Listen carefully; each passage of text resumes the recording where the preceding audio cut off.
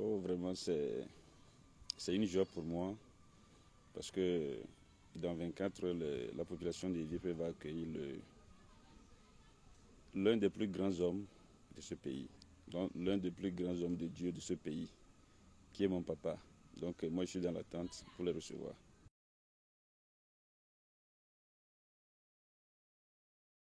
Togbe à l'état civil est M. Segbedi Kossi Maounia.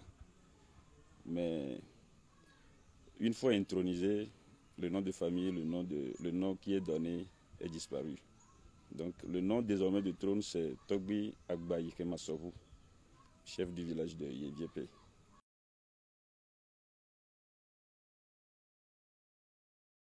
Le nom même, c'est Ayiviopé. Le nom même, c'est ça, Ayiviopé. Et la définition, c'est... Il y a eu un moment dans l'histoire du village, il se multipliait. Et quand vous connaissez les araignées, vous voyez que les araignées se multiplient beaucoup. Donc ils sont comparés à ces araignées-là. Et le nom était donné à Yviépé. Mais avec l'arrivée des colons, ça s'est transformé jusqu'à devenir Yviépé.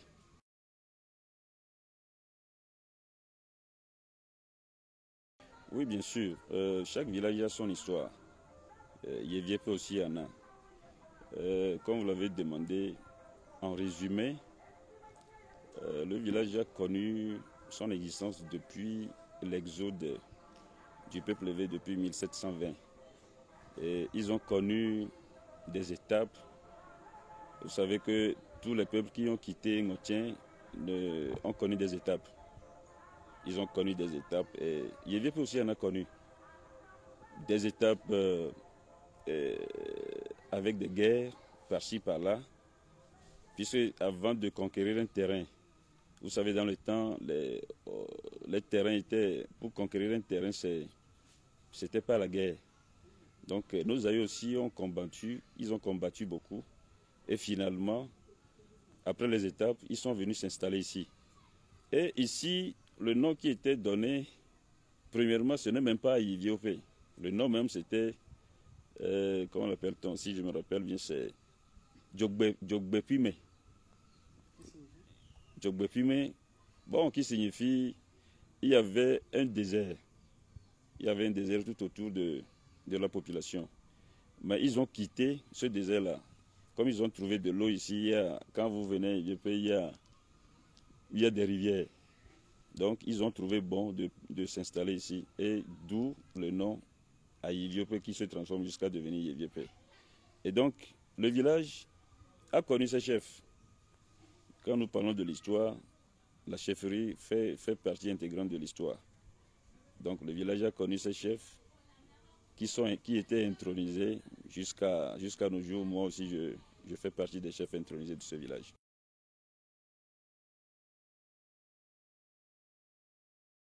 Oui, il y a des besoins. Bon, nous remercions d'abord Dieu parce que le milieu qu'il nous a donné, le milieu est propice. Sur le plan agricole, le milieu est propice. Donc, la population est fondamentalement agricole. Maintenant, pour les besoins, vous savez, aujourd'hui, les choses évoluent et tout le monde doit évoluer avec le temps. Nous avons besoin des infrastructures. Vous avez quitté Palimé pour venir ici.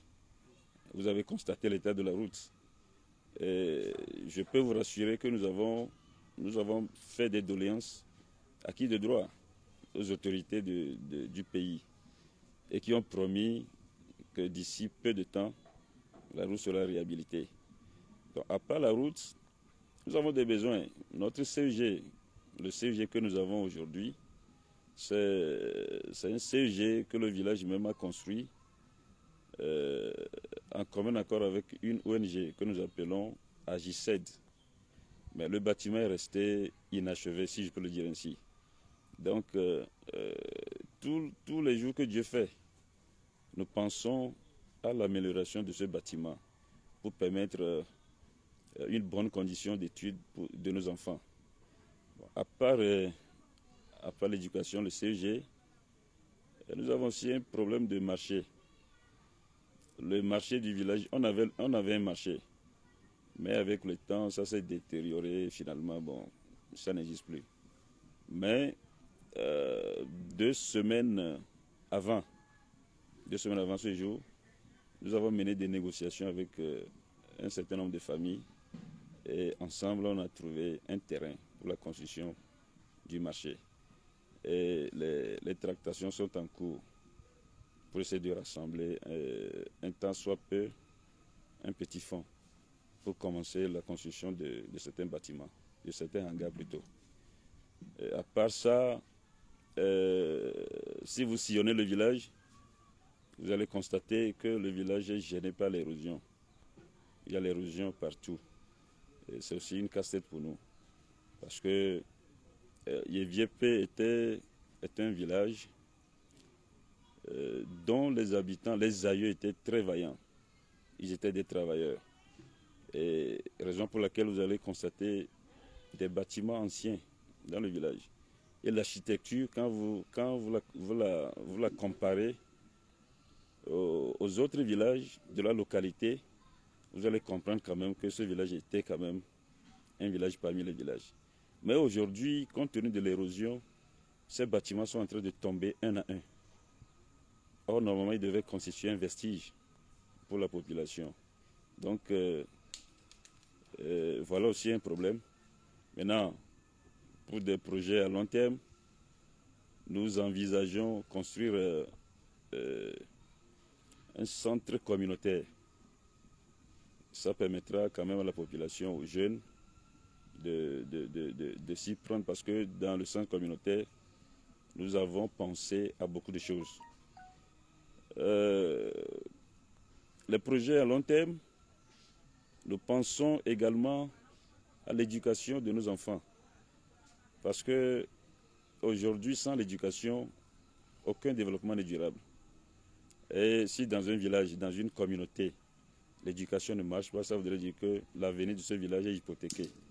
Donc, nous envisageons avoir des contacts avec certaines ONG qui peuvent nous aider, qui peuvent nous appuyer pour que l'éducation soit vraiment...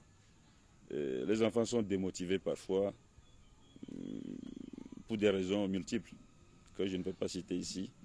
Mais si on commence à les sensibiliser, à les motiver, je pense que ils vont prendre conscience et que ce problème aussi sera réglé. Nous avons vraiment beaucoup de projets.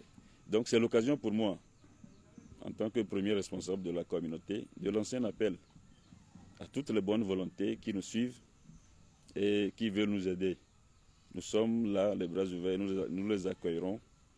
Et lorsqu'ils viennent, on va penser ensemble au développement de cette communauté. Merci pour la question. L'événement, nous l'appelons Akpedada. C'est une journée de remerciement à Dieu. Et pourquoi une journée de remerciement à Dieu? Nous avons constaté la main de Dieu sur ce village. Et moi qui suis le premier responsable de la communauté, je suis chrétien.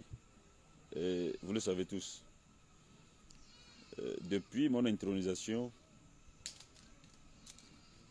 je l'ai mis sur moi de conduire progressivement le peuple vers Dieu. Parce que nos populations sont des populations païennes, comme vous le savez tous. Et qui dit païen dit adoration à l'encontre de Dieu. Et qui dit adoration à l'encontre de Dieu dit pauvreté, dit malédiction et autres. Donc en tant que chrétien, et cherchant toujours le mieux-être de ma communauté, je me suis dit que non, il faut quand même que je saisisse cette opportunité. C'est Dieu qui m'a placé, ce n'est pas une volonté humaine. Je l'ai compris et beaucoup l'ont compris que c'est Dieu qui l'a voulu et m'a confié une mission.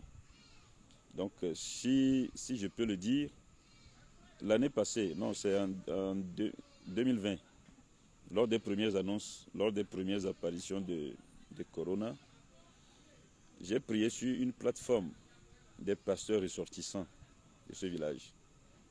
Et j'ai fait un vœu à Dieu.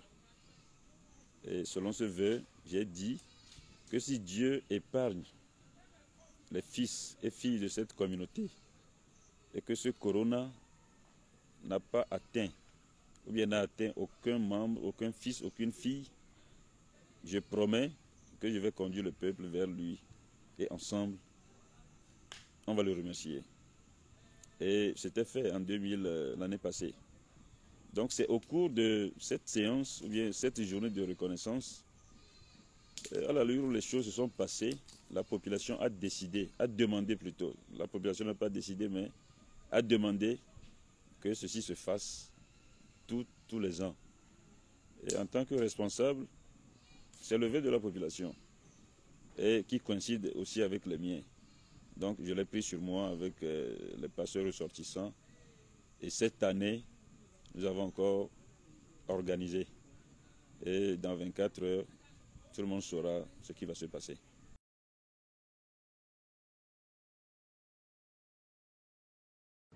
Oui, d'abord, c'est un sentiment de joie pour tout le monde. Tous ceux qui connaissent Dieu, quand on dit qu'on va remercier Dieu, pourquoi ne pas être content? Ce Dieu que nous appelons, ce Dieu que nous prions, c'est lui qui veille sur nous. Et donc, si on a décrété une journée pour le remercier, je pense que d'abord, c'est un sentiment de joie. Maintenant, au-delà de ça, quand Dieu arrive quelque part, il y a toujours des signes. Et ces signes-là, tout le monde l'attend. Dieu est intervenu partout dans la Bible. On a vu des changements spontanés, des changements radicaux. Et donc, si je peux le dire, la population attend un changement radical dans la vie quotidienne de cette communauté.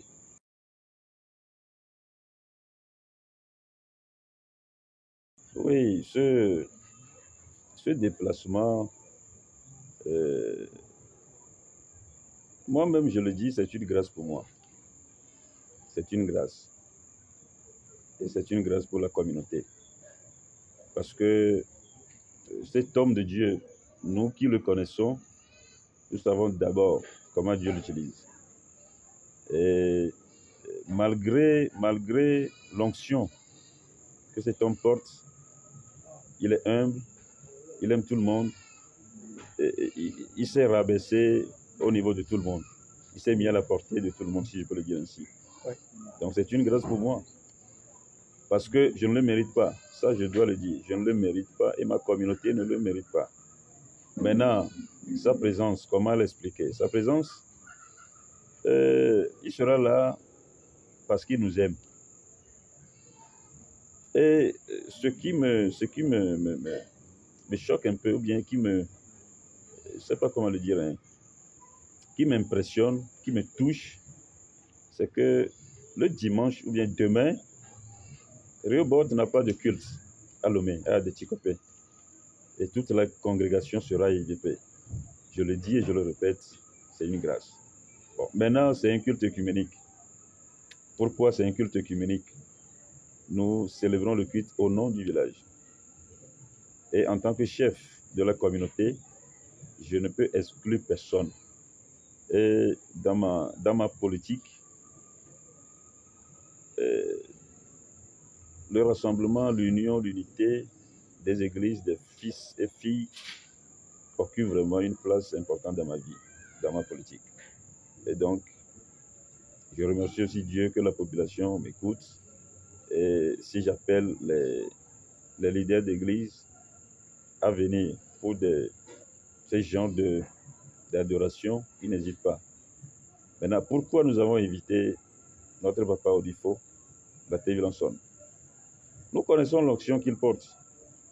Nous savons que, moi je le nomme le prophète des nations. Moi je l'ai toujours dit que c'est lui le prophète des nations que moi j'ai connu, que moi je connais au Togo ici. Et si cet homme de Dieu arrive dans ce village, c'est Dieu qui arrive. Et si Dieu arrive dans une communauté, c'est la délivrance, c'est la paix, c'est la joie, c'est le changement. de destin, c'est le changement de vie. Donc, vraiment, nous voulons que ce village change. J'ai la charge de conduire le peuple vers Dieu, mais je ne peux pas le faire seul. Il faut des hommes de Dieu, comme Odifo Latévilanson. Et j'espère qu'il sera là demain. Parce que lorsqu'il va arriver, lorsqu'il va poser ses 2 pieds sur ce territoire, je sais que les anciennes alliances, les alliances démoniaques qui nous font souffrir, qui engendrent des morts prématurées, la souffrance et tout, je pense que le Seigneur saura quand même nous délivrer de ces maux et que ce village ira de mieux en mieux vers la gloire de notre Seigneur Jésus-Christ.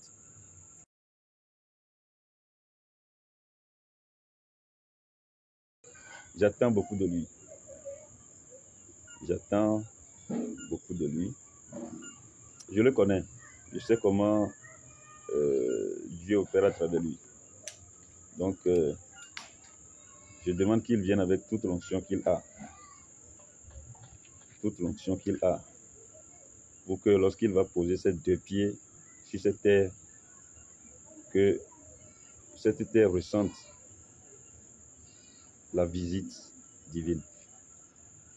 Je vais le dire ainsi.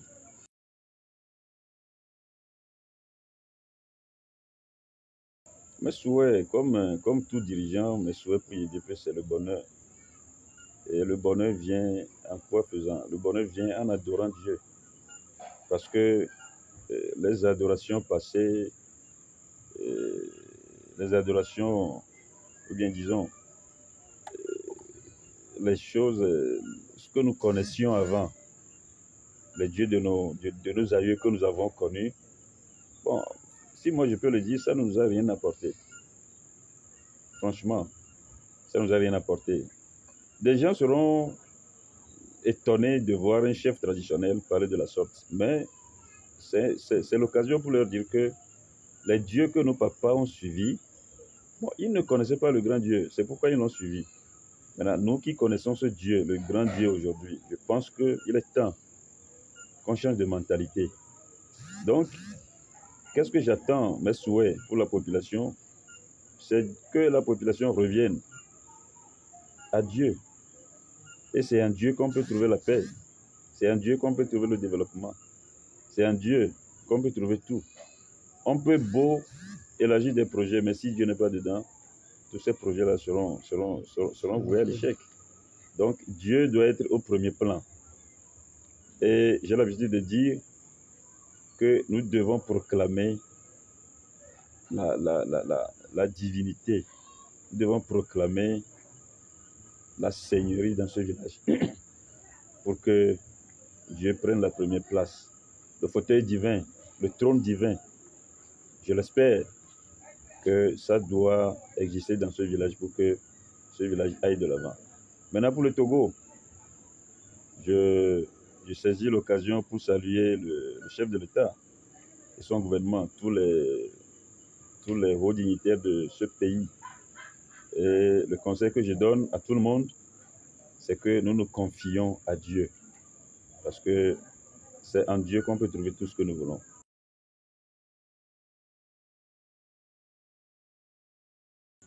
Mon mot de la fin, d'abord je vous remercie. L'équipe média de Riobot, je vous remercie et je demande que le Seigneur vous bénisse pour tout ce que vous faites. Mes mots de fin vont à l'endroit aussi de mon papa. Je lui jette des fleurs parce que sous ses pieds, nous apprenons à connaître mieux Dieu. Il y a des choses que nous ne connaissions pas, mais aujourd'hui, nous les connaissons petit à petit et il fait de nous des enfants de Dieu. Je lui souhaite longue vie et pleine ou bien beaucoup d'onction. Maintenant, pour la population, je les appelle à participer massivement demain à ce culte œcuménique qui réserve beaucoup de surprises de la part de Dieu. Je vous remercie.